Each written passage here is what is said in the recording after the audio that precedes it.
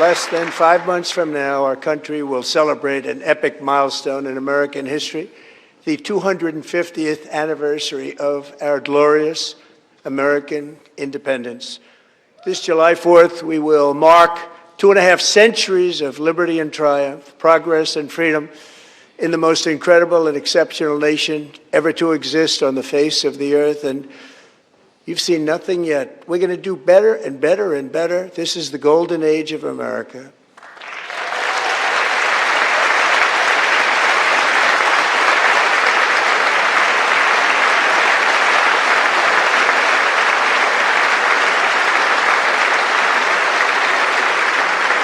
When I last spoke in this chamber 12 months ago, I had just inherited a nation in crisis with a stagnant economy, inflation at record levels, a wide open border, horrendous recruitment for military and police, rampant crime at home, and wars and chaos all over the world.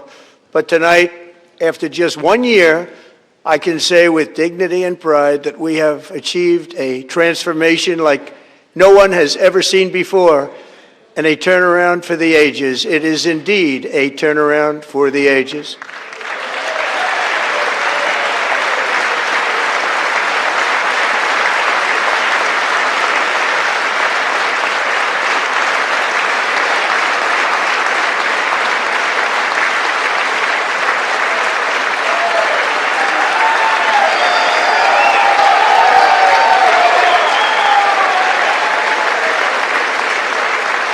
And we will never go back to where we were just a very short time ago. We're not going back.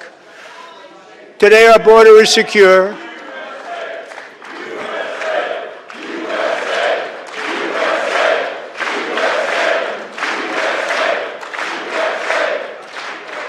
Thank you.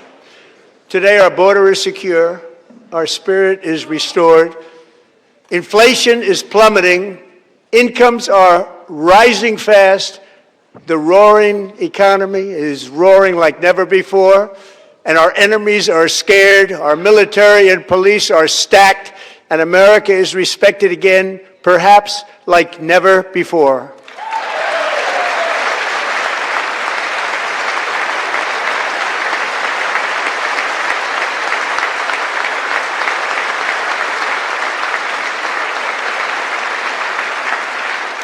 After 4 years, in which millions and millions of illegal aliens poured across our borders, totally unvetted and unchecked, we now have the strongest and most secure border in American history by far.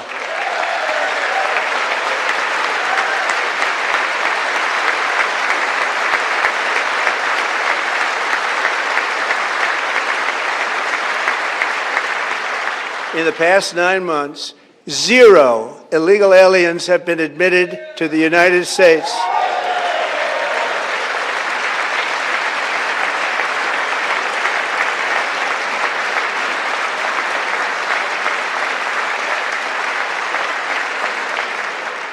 But we will always allow people to come in legally, people that will love our country and will work hard to maintain our country.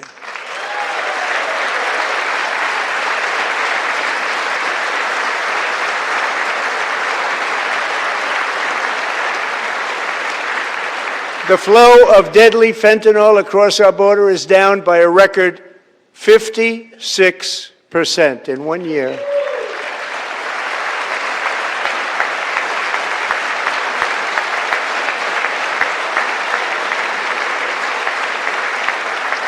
And last year, the murder rate saw its single largest decline in recorded history. This is the biggest decline, think of it, in recorded history, the lowest number in over 125 years, year 1900. In fact, substantially before my wonderful father, I had a wonderful father, Fred, before he was born, substantially before he was born. That's a long time ago. He wouldn't like me to say that, but that's a long time ago. The Biden administration and its allies in Congress gave us the worst inflation in the history of our country. But in 12 months, my administration has driven core inflation down to the lowest level in more than 5 years, And in the last 3 months of 2025, it was down to 1.7%.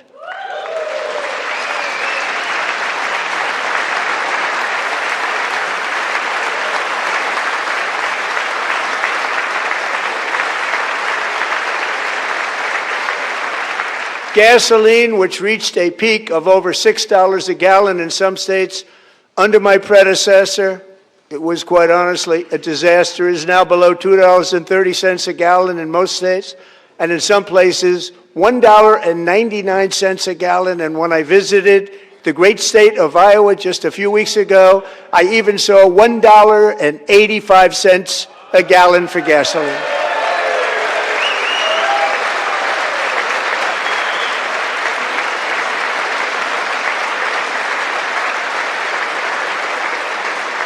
Mortgage rates are the lowest in 4 years and falling fast, and the annual cost of a typical new mortgage is down almost $5,000 just since I took office. 1 year. And low interest rates will solve the Biden-created housing problem well, at the same time protecting the values of those people who already own a house that really feel rich for the first time in their lives. We want to protect those values. We want to keep those values up. We're going to do both. And we are going to keep it that way. The stock market has set 53 all-time record highs since the election. Think of that, 1 year. Boosting pensions, 401ks, and retirement accounts for the millions and millions of Americans. They're all gaining. Everybody's up, way up. In 4 long years, the last administration got less than $1 trillion in new investment in the United States. And when I say less, substantially less. In 12 months, I secured commitments for more than $18 trillion pouring in from all over the globe.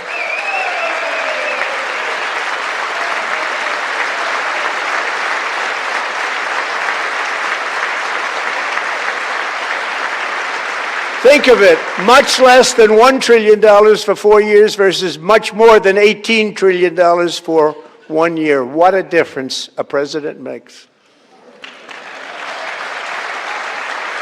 A short time ago, we were a dead country. Now we are the hottest country anywhere in the world, the hottest.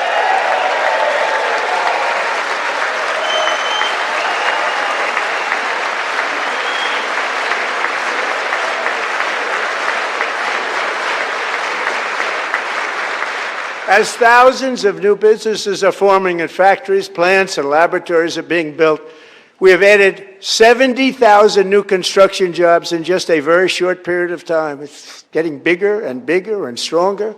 Nobody can believe what they're watching. American oil production is up by more than 600,000 barrels a day, and we just received from our new friend and partner, Venezuela, more than 80 million barrels of oil.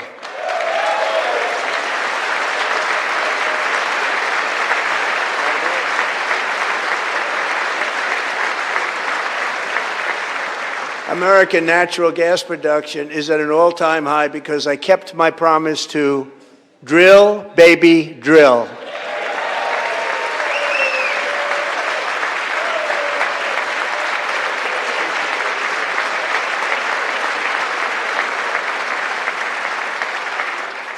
More Americans are working today than at any time in the history of our country. Think about that. Any time in the history of our country, more working today, and 100% of all jobs created under my administration have been in the private sector.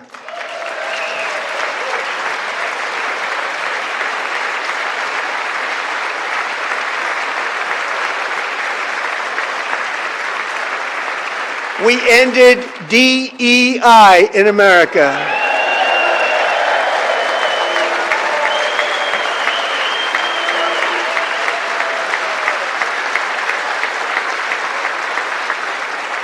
We cut a record number of job-killing regulations, and in 1 year we have lifted 2.4 million Americans, a record, off of food stamps.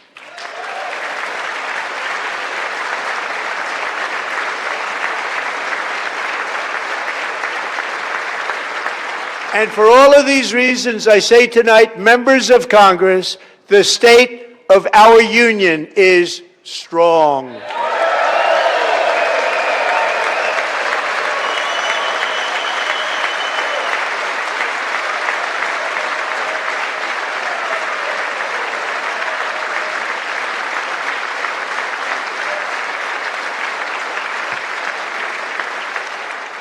Our country is winning again. In fact, we're winning so much that we really don't know what to do about it.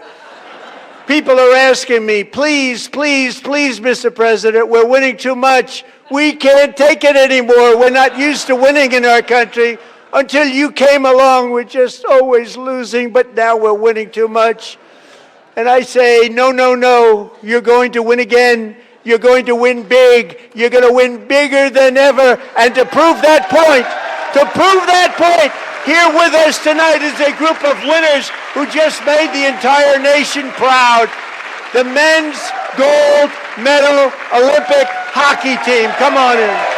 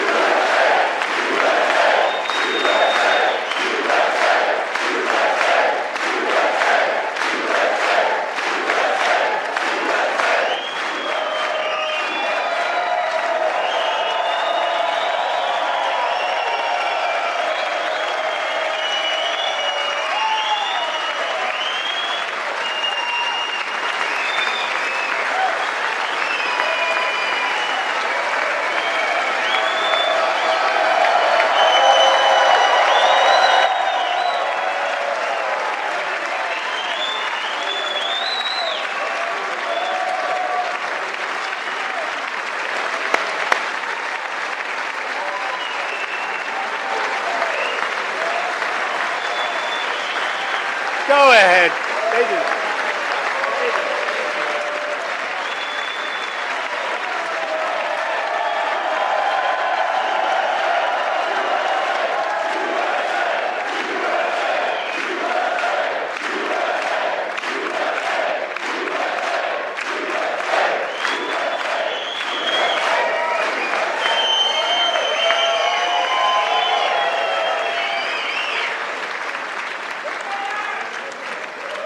That's the first time I've ever seen them get up.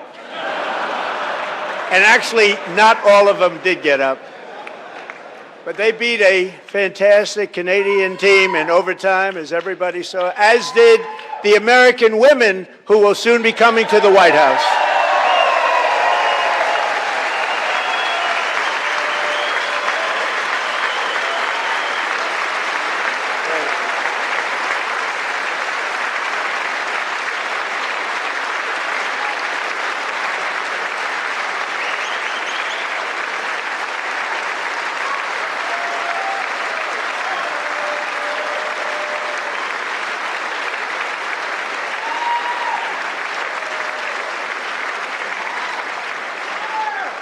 They were in the Oval Office before, and I just want to say a second very big congratulations to Team USA. But I have to say that, and I told them this, and we took a vote of the team. I said, anybody votes no, I'm not doing it.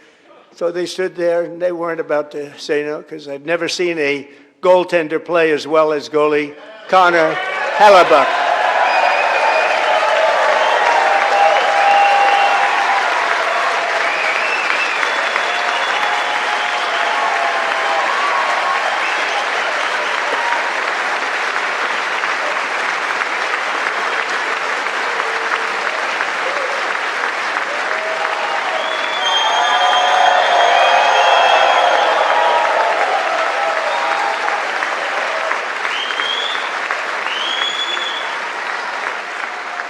Think of it, 46 shots on goal, and I asked him, the one shot, the one where you put your stick in the back and it hit the neck of your stick and bounced off, do you practice that, or was that a little lucky? He refused to answer that question. But I just want to tell you that the members of this great hockey squad will be very happy to hear, based on their vote and my vote, and in this case my vote was more important, that I will soon be presenting Connor with our highest civilian honor, which we will be given and which has been given to many athletes over the years. But when I say many, not too many, like 12, it's called the highest civilian honor in our country, the Presidential Medal of Freedom.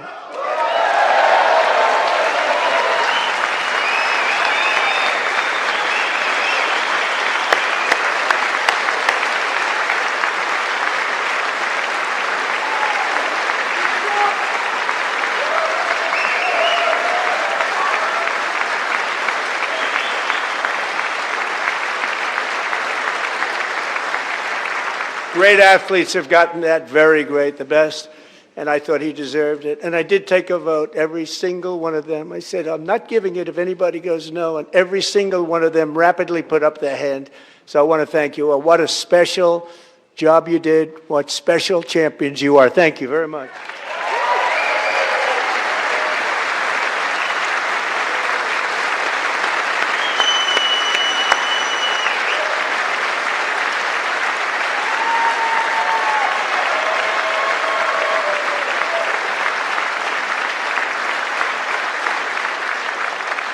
I'm also pleased to say that the next time the Olympic torch is lit, it will be here in America for the 2028 Olympics, and it's the summer version right in Los Angeles. We're going to do a good job in Los Angeles.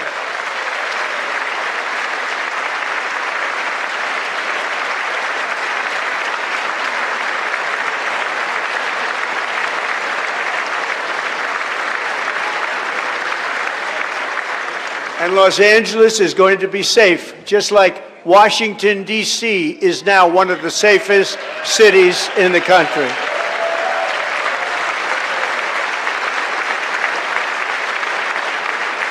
And this year, and I must say I got them both.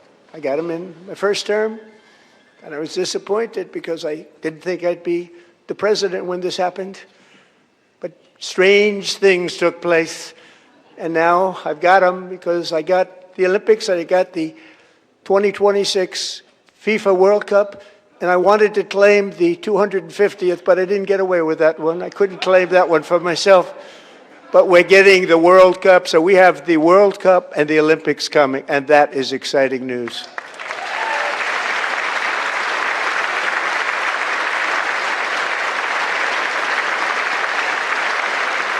So this will be a year to celebrate our country and the heroes who have kept it free.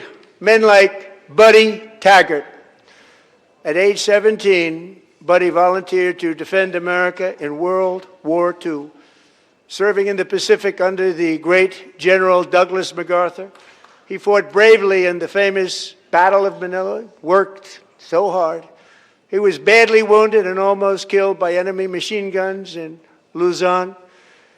And 81 years ago this month, he liberated the largest internment camp in the Philippines, one of the largest anywhere in the world. But he earned many honors, including a Purple Heart and a Bronze Star, came home, started a family, and tonight he is in the gallery looking forward to July 4th, 2026, his 100th birthday.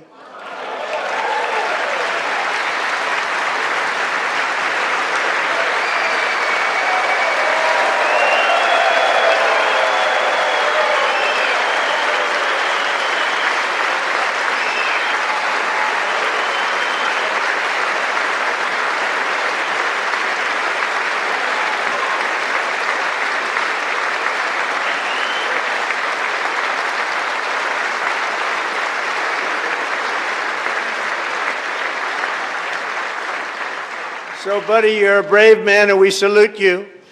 Even in times of challenge, setback, and immense heartache, the spirit of 1776 has always shone through very brightly. It was July 4th of last year when floodwaters tore through a girls' summer camp in Central Texas, one of the worst things I've ever seen. I was there, rising 26 feet in the matter of minutes, tragically claiming many, many lives. You all remember that one. as the waters threatened to sweep her away. 11-year-old Millie Kate McClelland closed her eyes and prayed to God. She thought she was going to die. Those prayers were answered when Coast Guard rescue swimmer Scott Ruskin descended from a helicopter above. Nobody knew where he came from. It was Scott's first ever rescue mission, a young guy, but very brave, very, very top, always top in his class, and he lifted not just Millie Kate, but 164 others to safety.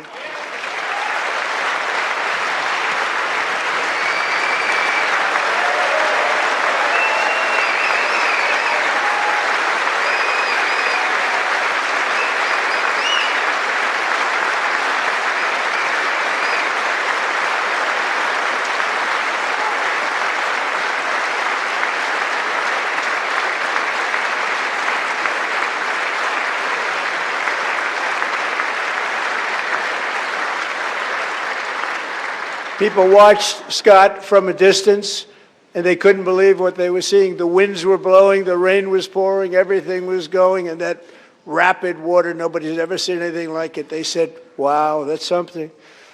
Tonight, Scott and Millie Kate are here together, reunited for the very first time. Thank you, Scott, Millie Kate.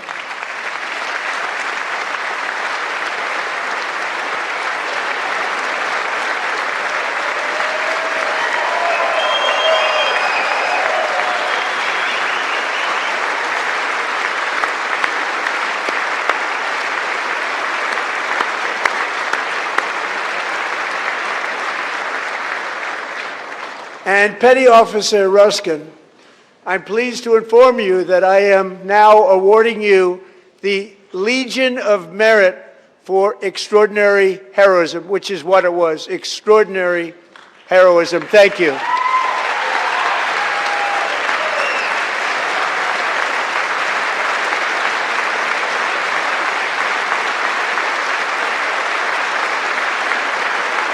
And I'd like to have the military aide to please come down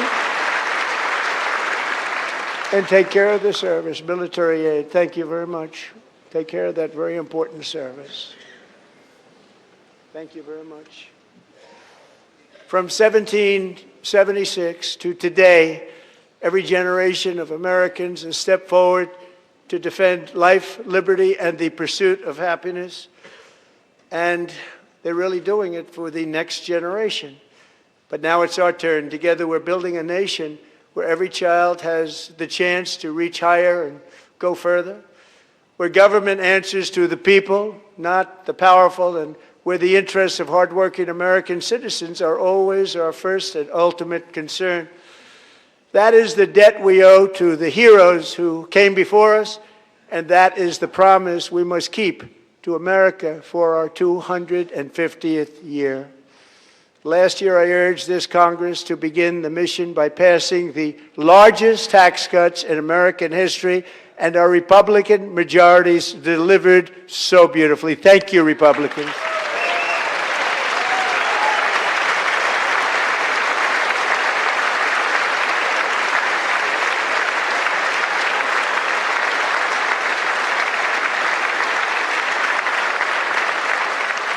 All Democrats, every single one of them, voted against these really important and very necessary massive tax cuts.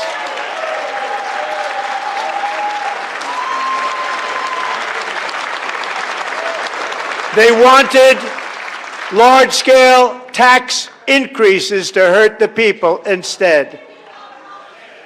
But we held strong, and with the great, big, beautiful bill, we gave you no tax on tips, no tax on overtime, and no tax on Social Security for our great seniors.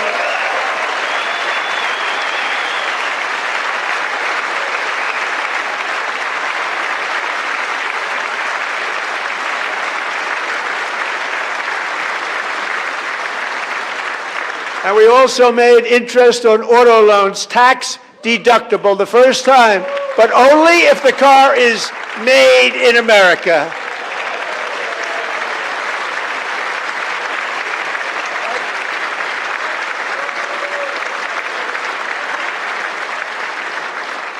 Recently in Pennsylvania, I met Megan Hemhauser, a devoted mom who's homeschools her children, beautiful, 2 children, during the day while waiting tables at night as her husband works overtime operating very heavy equipment.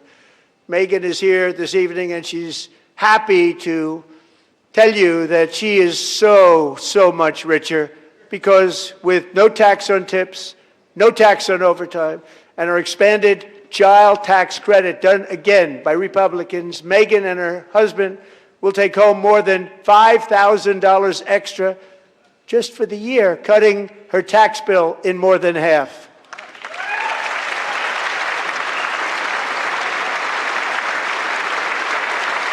Megan, please stand up. We're fighting for you, Megan.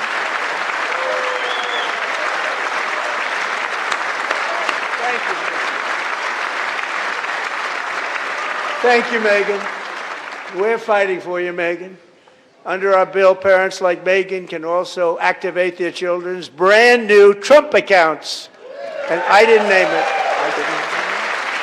I did not name that.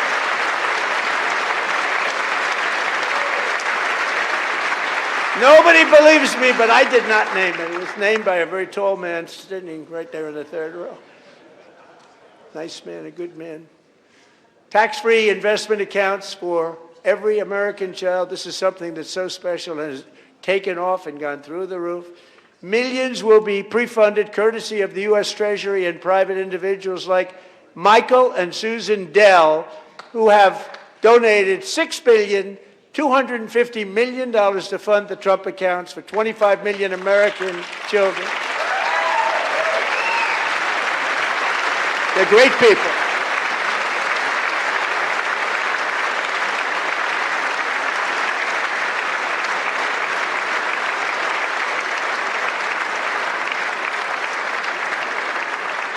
When I asked Michael Dell, how do you make all that money? He said, well, I just sat on my dorm in school and I made computers and I'd sell them to people. And I just kept selling and selling and selling. And pretty amazing story. That's called the American dream. He sold a lot of computers, a lot of those laptops. So I congratulate him on that. But I really thank him and Susan, as well as others like Brad Gerstner, a very tremendous guy. He was behind it right from the beginning. Brad Gerstner. Thank you, Brad.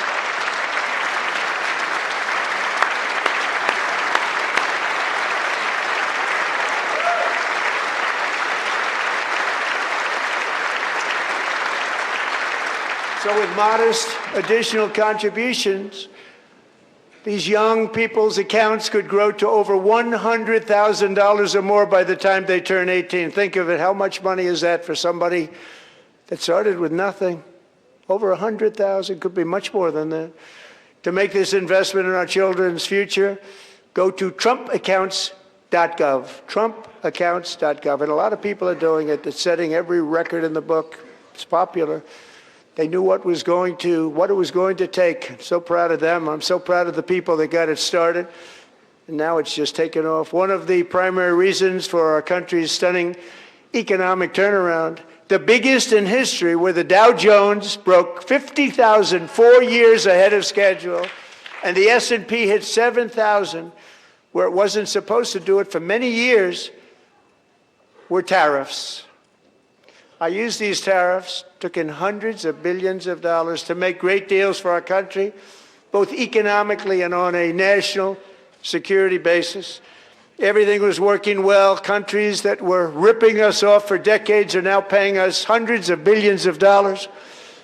They were ripping us so badly, you all know that. Everybody knows it. Even the Democrats know it. They just don't want to say it. And yet these countries are now happy, and so are we. We made deals. The deals are all done. And they're happy. They're not making money like they used to, but we're making a lot of money. There was no inflation, tremendous growth, and the big story was how Donald Trump called the economy correctly, and 22 Nobel Prize winners in economics didn't. They got it totally wrong. They got it really wrong. And then just 4 days ago, an unfortunate ruling from the United States Supreme Court. It just came down. It came down. Very unfortunate ruling. But the good news is that almost all countries and corporations want to keep the deal that they already made, right, Scott? Knowing that the legal power that I, as president, have to make a new deal could be far worse for them, and therefore they will continue to work along the same successful path that we had negotiated before the Supreme Court's unfortunate involvement. So despite the disappointing ruling, these powerful, country-saving, it's saving our country, the kind of money we're taking in, peace-protecting. Many of the wars I settled was because of the threat of tariffs. I wouldn't have been able to settle them without. Will remain in place under fully approved and tested alternative legal statutes. And they have been tested for a long time.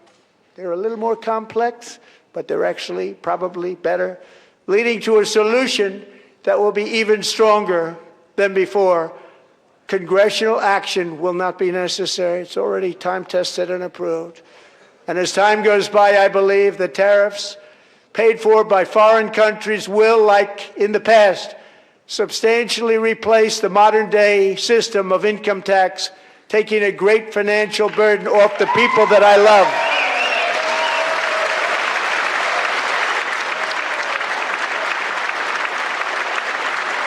Right?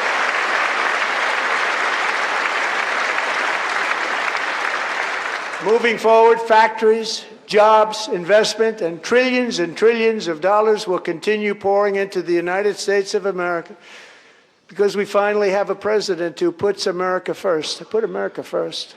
I love America.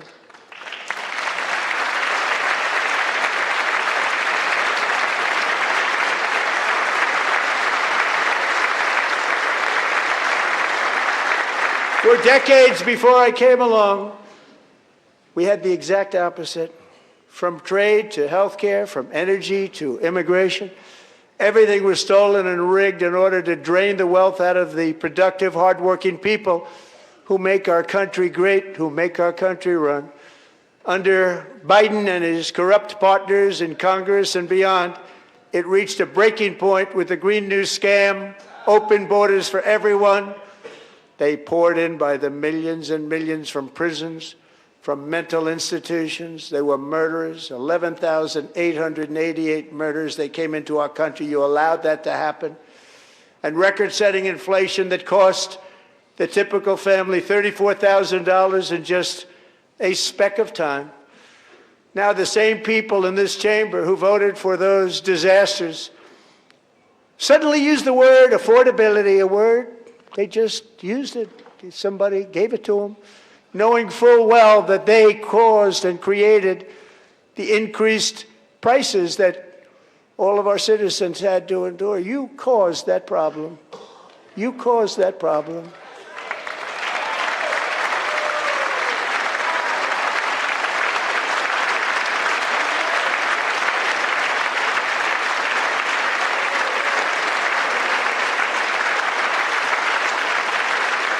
They knew their statements were a lie. They knew it. They knew their statements were a dirty, rotten lie. Their policies created the high prices. Our policies are rapidly ending them. We are doing really well. Those prices are plummeting downward.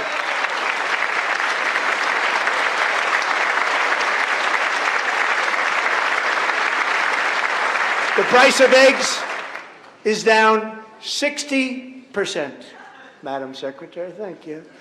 The cost of chicken, butter, fruit, hotels, automobiles, rent is lower today than when I took office by a lot. And even beef, which was very high, is starting to come down significantly. Just hold on a little while, we're getting it down. And soon you will see numbers that few people would think were possible to achieve just a short time ago.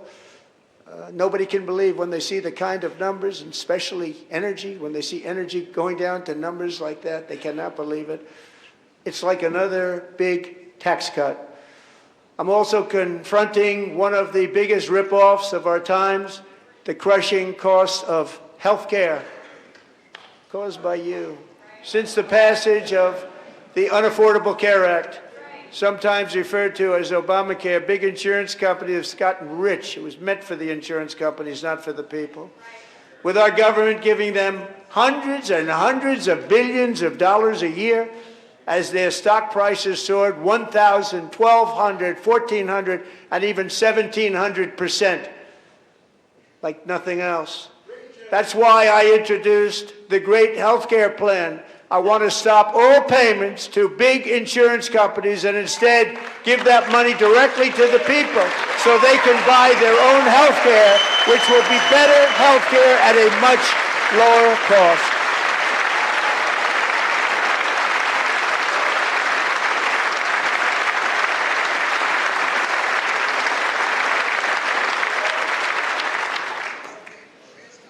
In addition, my plan requires maximum price transparency. That's a big deal. Sounds so simple, so big. And I did that in my first term, and the Democrats immediately terminated it with full knowledge that they were doing a very bad thing for the people. Costs were going to go way up, and that's what happened, and now I'm bringing them way down on health care and everything else. I'm also ending the wildly inflated cost of prescription drugs like has never happened before.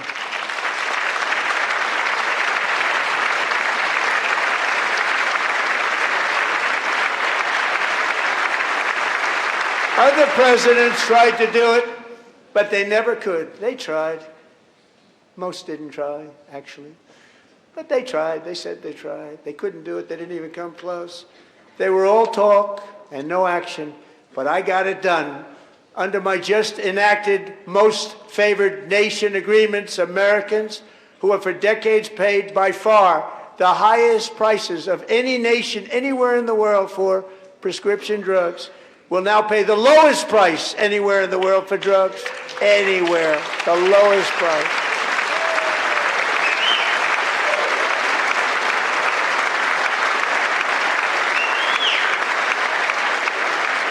So in my first year of the second term, should be my third term, but strange things happen. I took prescription drugs, a very big part of health care, from the highest price in the entire world to the lowest. That's a big achievement. The result is price differences of 300, 400, 500, 600% and more, all available right now at a new website called TrumpRx.gov. And I didn't name that one either, by the way.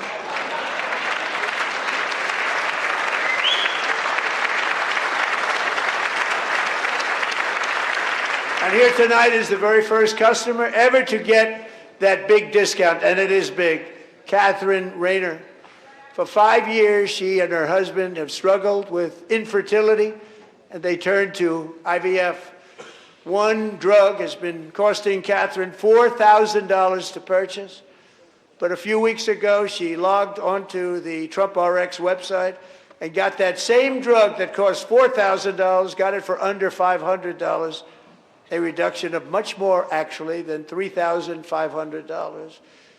Catherine, we are all praying for you, and you're going to be a great mom.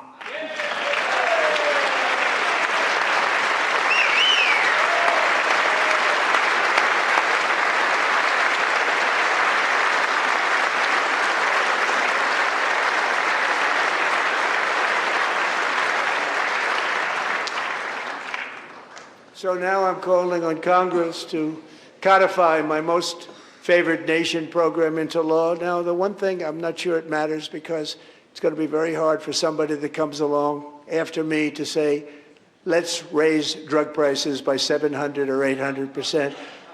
But John and Mike, if you don't mind, codify it anyway. They may do it. Codify it anyway. Thank you. Many Americans are also concerned that energy demand from AI data centers could unfairly drive up their electric utility bills. Tonight, I'm pleased to announce that I have negotiated the new Ratepayer Protection Pledge. You know what that is? We're telling the major tech companies that they have the obligation to provide for their own power needs. They can build their own power plants as part of their factory so that no one's prices will go up. And in many cases, prices of electricity will go down for the community, and very substantially down. This is a unique strategy never used in this country before. We have an old grid. It could never handle the kind of numbers, the amount of electricity that's needed. So I'm telling them they can build their own plant. They're going to produce their own electricity. It will ensure the company's ability to get electricity while at the same time lowering prices of electricity for you, and could be very substantial for all of you cities and towns. You're going to see some good things happen over the next number of years. Another pillar of the American dream that has been under attack is home ownership. With us tonight is Rachel Wiggins, a mom of two from Houston. She placed bids on 20 homes and lost all of those bids to gigantic investment firms that bypassed inspection, paid all cash, and turned those houses into rentals, stealing away her American dream. She was devastated. Stories like this are why last month I signed executive order to ban large Wall Street investment firms from buying up in the thousands single-family homes.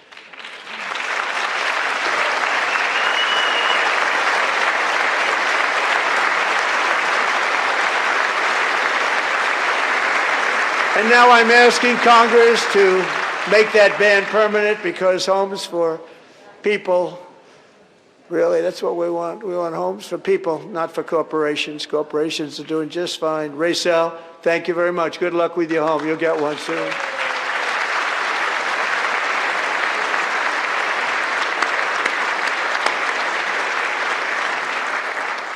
We're also working to make it easier for Americans to save for retirement. And under this administration, we will always protect Social Security and Medicare. They are not protecting it for our seniors. We will always protect Social Security, Medicare, Medicaid.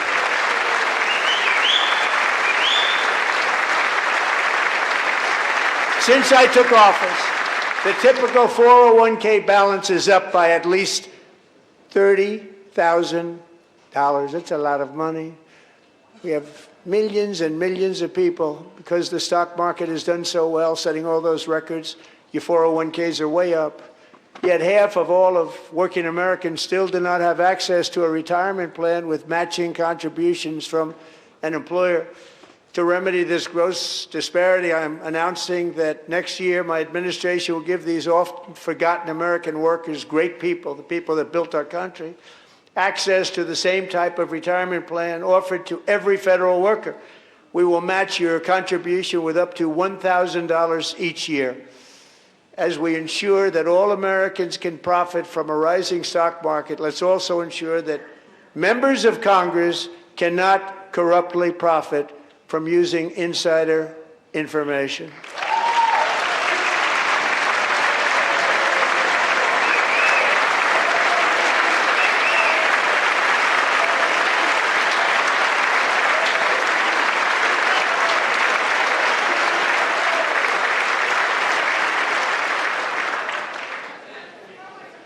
They stood up for that. I can't believe it. I can't believe it. Did Nancy Pelosi stand up if she was here? Doubt it. Pass the Stop Insider Trading Act without delay.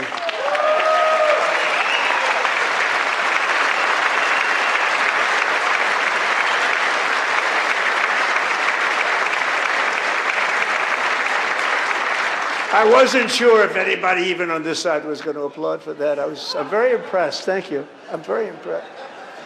But when it comes to the corruption that is plundering, it's plundering America. There's been no more stunning example than Minnesota, where members of the Somali community have pillaged an estimated $19 billion from the American taxpayer. Oh, we have all the information. And in actuality, the number is much higher than that. And California, Massachusetts, Maine, and many other states are even worse. This is the kind of corruption that shreds the fabric of a nation, and we are working on it like you wouldn't believe. So tonight, although started 4 months ago, I am officially announcing the war on fraud to be led by our great Vice President, J.D. Vance.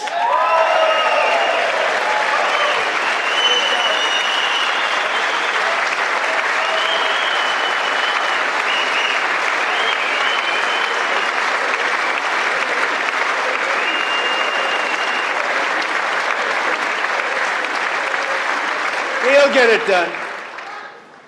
And if we're able to find enough of that fraud, we will actually have a balanced budget overnight. It'll go very quickly. That's the kind of money you're talking about. We'll balance our budget. The Somali pirates who ransacked Minnesota remind us that there are large parts of the world where bribery, corruption, and lawlessness are the norm, not the exception.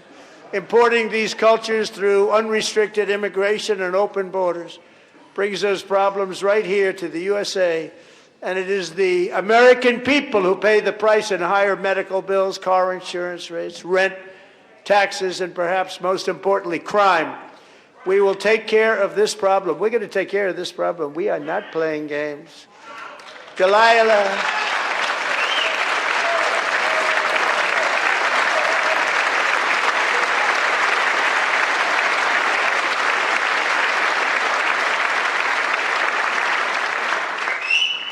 Delilah Coleman was only 5 years old in June 2024 when a 18-wheel tractor trailer plowed into her stopped car traveling at 60 miles an hour or more.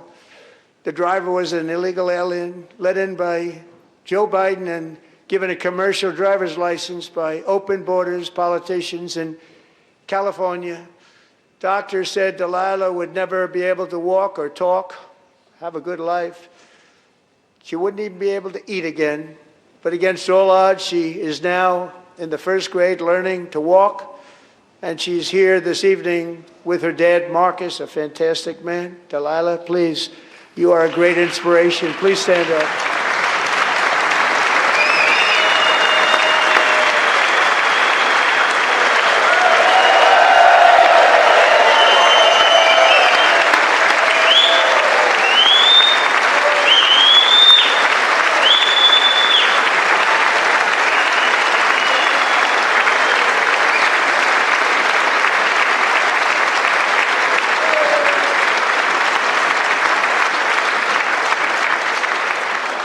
Thank you, Delilah. Many, if not most, illegal aliens do not speak English and cannot read even the most basic road signs as to direction, speed, danger, or location. That's why tonight I'm calling on Congress to pass what we will call the Delilah Law, barring any state from granting commercial driver's licenses to illegal aliens.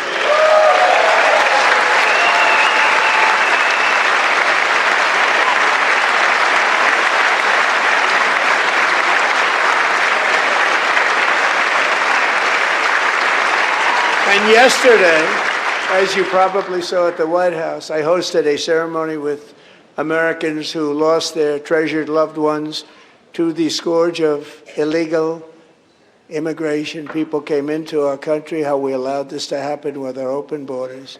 These are the angel moms and families that for decades our government betrayed and our media totally ignored. It was terrible. Hard to believe, actually. In 2023, a 16-year-old high school cheerleader named Elizabeth Medina was supposed to perform in her town's Christmas parade, but she never arrived. Her mother, Jacqueline, went home to look for her, and she found her lying dead in a bathtub, bleeding profusely after being stabbed 25 times. Elizabeth's killer was a previously arrested illegal alien who had broken in and brutally extinguished the brightest light in her family's life, violently and viciously. Her heartbroken mother is in the gallery to remind everyone in this chamber exactly why we are deporting illegal alien criminals to our country at record numbers, and we're getting them the hell out of here fast. We don't want them.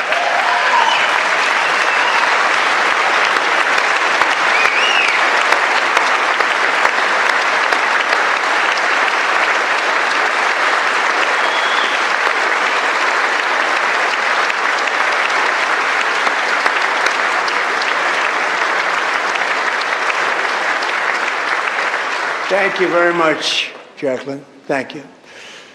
We can never forget that many in this room not only allowed the border invasion to happen before I got involved, but indeed they would do it all over again, if they ever had the chance. If they ever got elected, they would open up those borders to some of the worst criminals anywhere in the world. The only thing standing between Americans and a wide open border right now is President Donald J. Trump and our great Republican patriots in Congress. Thank you. Thank you.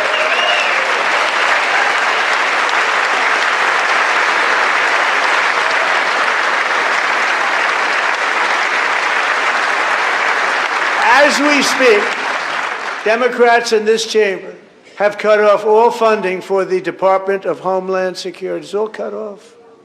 It's all cut off. They have instituted another Democrat shutdown, the first one costing us 2 points on GDP. 2 points we lost on GDP, which probably made them quite happy, actually. Now they have closed the agency responsible for protecting Americans from terrorists and murderers. Tonight I'm demanding the full and immediate restoration of all funding for the border security, homeland security of the United States, and also for helping people clean up their snow. We have no money because of the Democrats, and it would be nice, we'd love to give you a hand at cleaning it up, but you gave no money. Nobody's getting paid. It's a shame. So you have to think about it. We have, in case you didn't know, a pretty large snowstorm out there. One of the great things about the State of the Union is how it gives Americans the chance to see clearly what their representatives really believe. So tonight I'm inviting every legislator to join with my administration in reaffirming a fundamental principle. If you agree with this statement, then stand up and show your support. The first duty of the American government is to protect American citizens, not illegal aliens.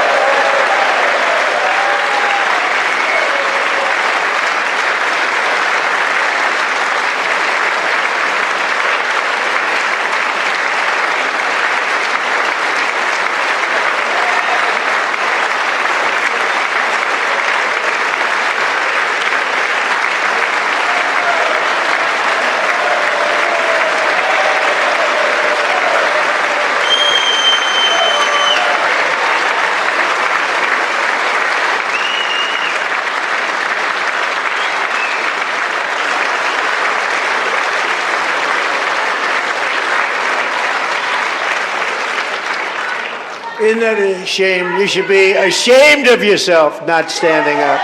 You should be ashamed of yourself. That is why I'm also asking you to end deadly sanctuary cities that protect the criminals and enact serious penalties for public officials who block the removal of criminal aliens. In many cases, drug lords, murderers all over our country, they're blocking the removal of these people out of our country, and you should be ashamed of yourself.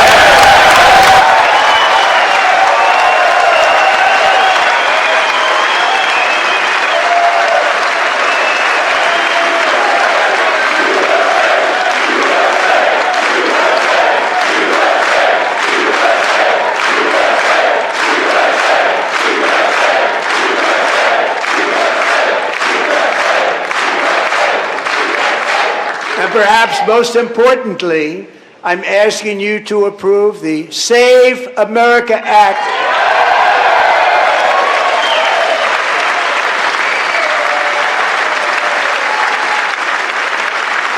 We stop illegal aliens and others who are unpermitted persons from voting in our sacred American elections. That cheating is rampant in our elections. It's rampant.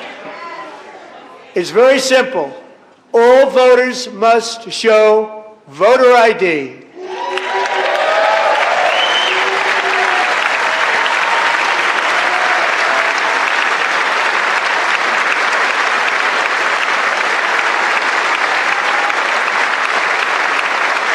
All voters must show proof of citizenship in order to vote.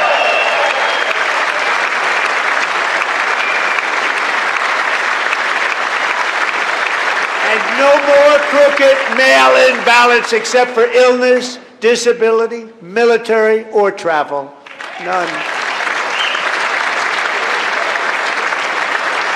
And this should be an easy one. And by the way, it's polling at 89%, including Democrats. 89%.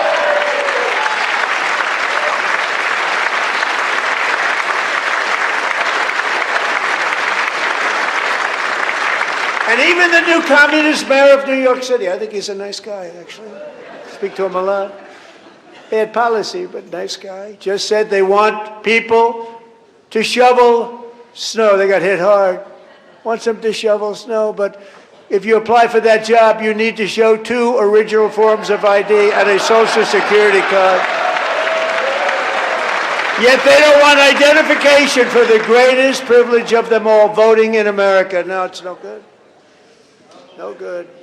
Both Republicans and Democrats overwhelmingly agree on the policy that we just enunciated. And Congress should unite and enact this common sense, country-saving legislation right now, and it should be before anything else happens.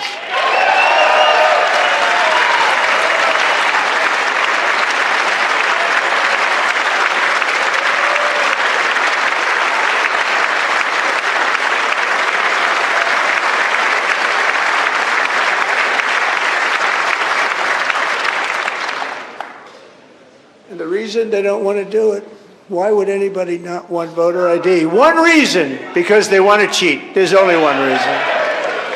They make up all excuses. They say it's racist. They come up with things, you almost say, what imagination they have. They want to cheat. They have cheated. And their policy is so bad that the only way they can get elected is to cheat. And we're going to stop it. We have to stop it, John.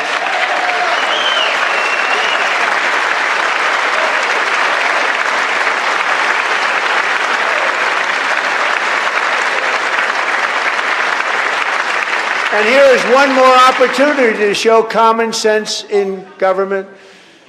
In the gallery tonight are Sage Blair and her mother, Michelle.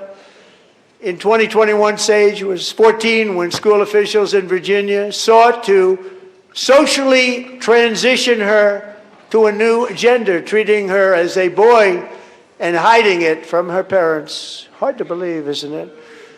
Before long, a confused Sage ran away from home after she was found in a horrific situation in Maryland.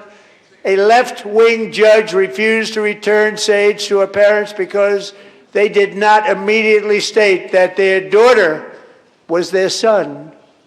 Sage was thrown into an all-boys state home and suffered terribly for a long time. But today, all of that is behind them because Sage is a proud and wonderful young woman with a full-ride scholarship to Liberty University. Sage and Michelle, please stand up.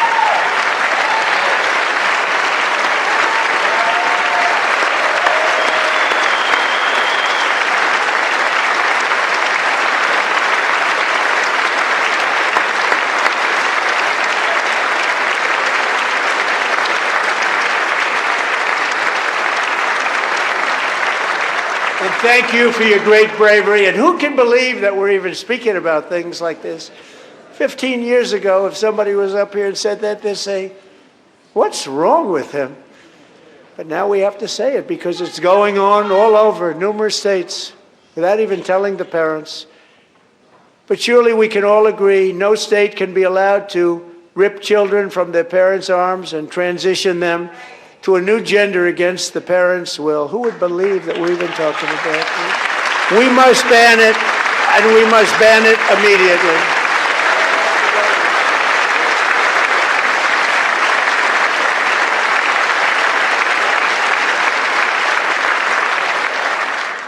Look, nobody stands up. These people are crazy, I'm telling you. They're crazy.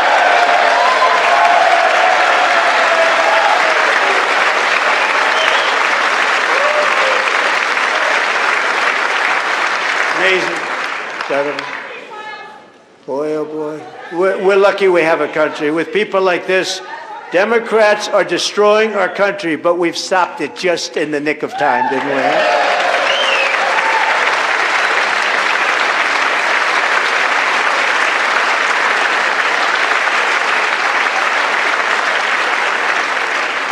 No one cares more about protecting America's youth than our wonderful First Lady. Now a movie star. She's a movie star. Can you believe it?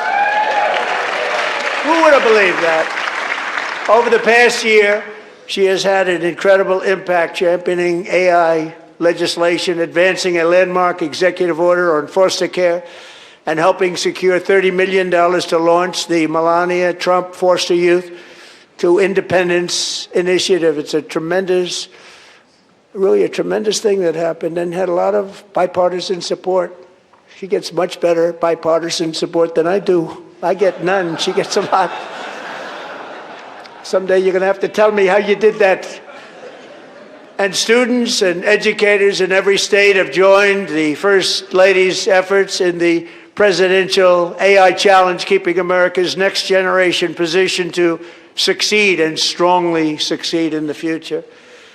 Tonight we welcome two young people whose lives reflect the First Lady's impact, Sierra Burns and Everest Nevermont.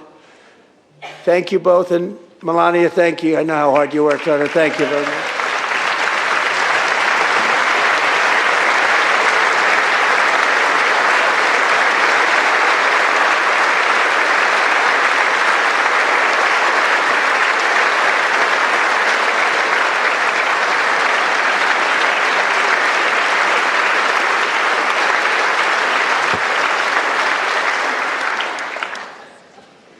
I'm very proud to say that during my time in office, both the first 4 years and in particular this last year, there has been a tremendous renewal in religion, faith, Christianity, and belief in God. Tremendous renewal.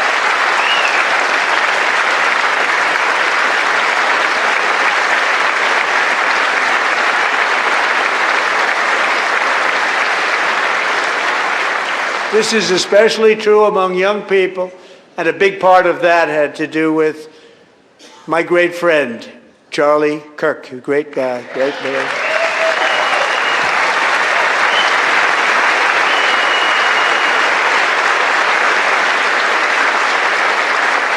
So last year, Charlie was violently murdered by an assassin and martyred, really martyred for his beliefs.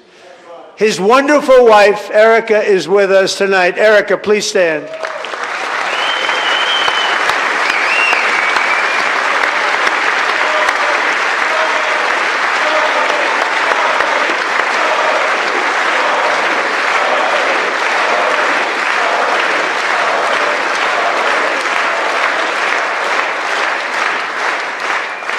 Thank you, Erica. Been through a lot. In Charlie's memory, we must all come together to reaffirm that America is one nation under God, and we must totally reject political violence of any kind.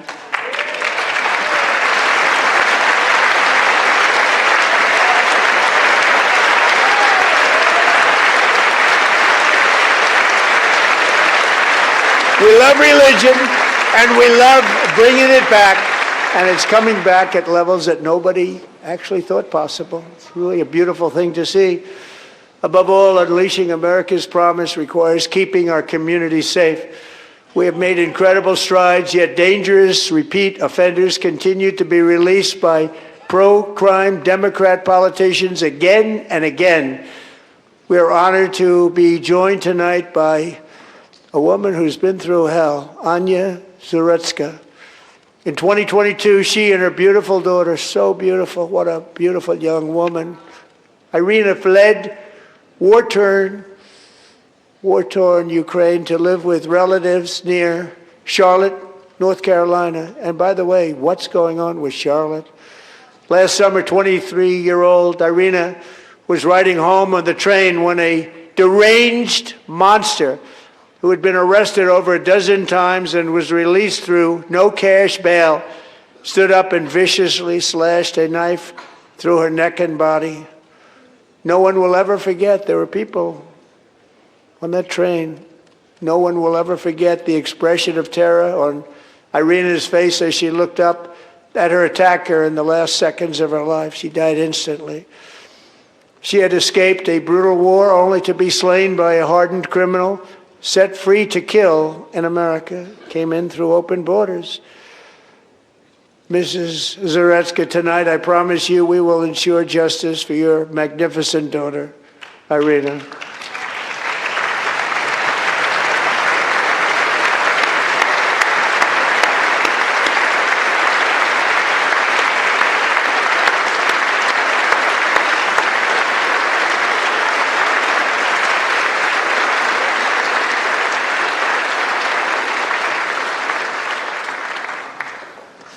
How do you not stand? How do you not stand? I'm asking this Congress to pass tough legislation to ensure that violent and dangerous repeat offenders are put behind bars, and importantly, that they stay there.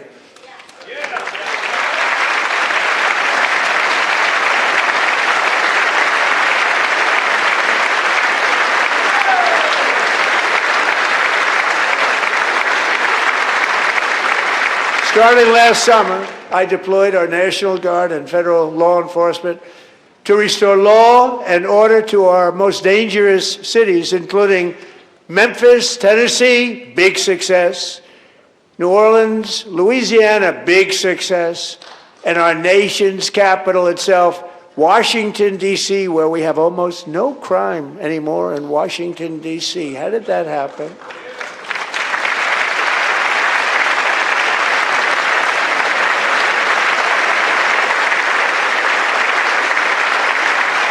In fact, crime in Washington is now at the lowest level ever recorded, and murders in D.C. this January were down close to 100% from a year ago.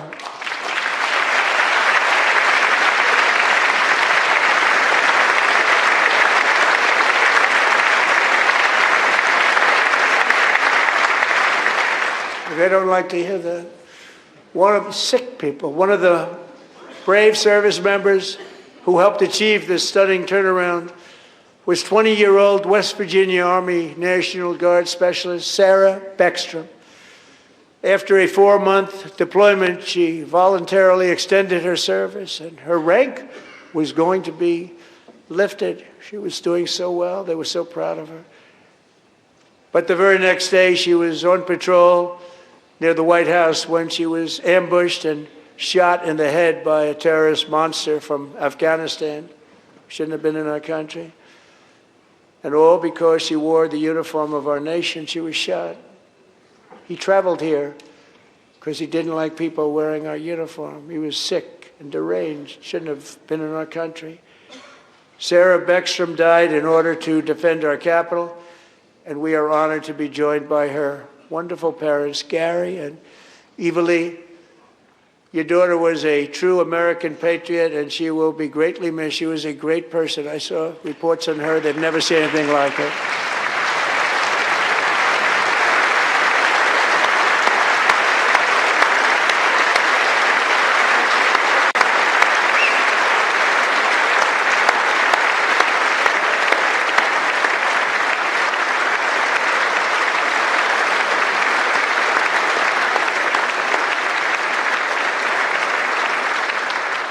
So sorry. Thank you very much.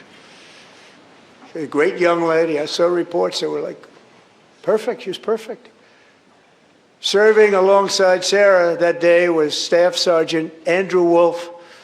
The terrorist shot Andrew in the head, and no one thought he could possibly make it. The two of them, Sarah and Andrew, both shot violently in the head. Neither was expected to make it. They weren't even given a chance, except his wonderful mother, named Melody, who I spoke to the same night, and she was so positive. The doctors thought that Andrew was gone, but his mother said, no, no, Mr. President, Andrew will be fine. He's going to make it. I've never seen anything like it. I mean, he was given almost no chance. She said, I have no doubt, sir, he's going to be okay. This was a conversation that I had with her that night, with her son laying helplessly in bed, blood all over. Everybody is praying, she said, sir, he will be okay. The doctors didn't understand what she was saying, and after looking at the results of the damage done, neither did I. She was so strong and conclusive that even Andrew's great father felt she didn't really understand the gravity of the situation. But she turned out to be right. Right, Melanie? She turned out to be right.